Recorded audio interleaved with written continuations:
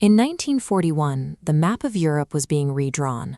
The German military had already marched through Poland, France, Belgium, and Norway, systematically dismantling entire nations. Thousands of miles away, the United States remained committed to its own borders.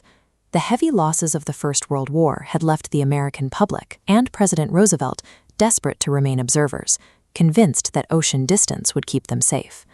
Still, America was not entirely passive. Through the Lend-Lease program, the government began shipping billions of dollars in weapons, fuel, and supplies to the United Kingdom and its allies, attempting to stop the Nazi advance with capital rather than American soldiers. This strategy relied on the belief that the Atlantic and Pacific Oceans acted as permanent barriers against global collapse. It was a strategy built on the hope that wealth alone could win a world war. That hope was shattered on the morning of December 7, 1941.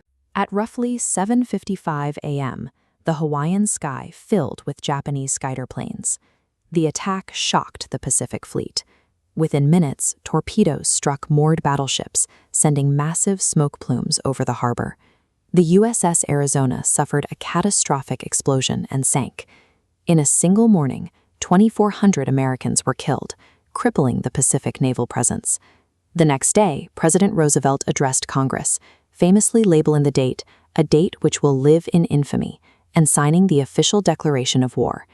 Days later, Adolf Hitler declared war on the United States, cementing a global alliance against American interests.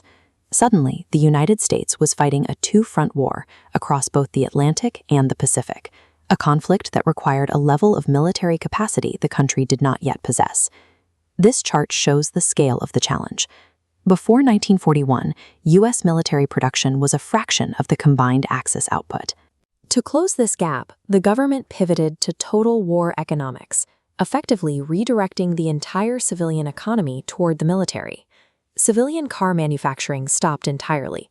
Assembly lines that once produced family sedans were immediately retooled to forge tanks, bombers, and artillery.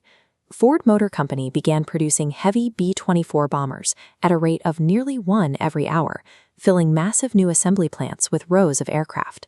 General Motors became a primary source for military vehicles and heavy armor, churning out thousands of tanks and aircraft engines to feed the front lines. With millions of men drafted into service, women became the essential backbone of this industrial surge. These workers, often called Rosies, managed the blueprints and heavy machinery that kept the factories running 24 hours a day. America's most effective weapon was not its standing army, but its ability to convert private industry into a stream of military hardware that the Axis powers could not match. This industrial wave reached the Pacific by mid-1942. At the Battle of Midway, the influx of new naval assets allowed the U.S. to confront the Japanese fleet directly. The battle ended with 4 Japanese carriers destroyed, permanently breaking Japan's offensive momentum and shifting the initiative in the Pacific. By 1944, the U.S. industrial engine was fueling the European theater. The June 6th Normandy invasion was the result of years of mass production, requiring thousands of landing craft and millions of tons of equipment. Over 156,000 Allied soldiers stormed the beaches on D-Day, creating a foothold in occupied France and signaling the beginning of the end for the Nazi occupation. Facing pressure from both the East and the West, the Nazi regime collapsed. Following Hitler's suicide in 1945, Germany officially surrendered. While sheer industrial volume secured the victory in Europe, defeating Japan's refusal to surrender would require a move into the realm of nuclear physics.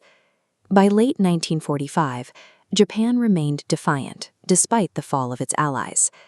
The prospect of a ground invasion of the Japanese home islands threatened millions of casualties on both sides. President Harry Truman made the decision to deploy a new class of weapon, developed in secret, to end the conflict without a full-scale invasion. On August 6 and August 9, 1945, the United States dropped atomic bombs on Hiroshima and Nagasaki. The destruction was total. Hundreds of thousands died instantly or from subsequent radiation sickness, and entire city centers were reduced to ash and rubble. Faced with the threat of total annihilation, Japan signed the formal surrender documents on the USS Missouri on September 2nd, ending the war. The atomic bomb ended World War II, but it also signaled that the era of traditional industrial warfare was being replaced by the nuclear age. When the fighting stopped, the United States found itself in possession of a massive military-industrial infrastructure that was now deeply embedded in the national economy. This industrial buildup moved the center of global power across the Atlantic.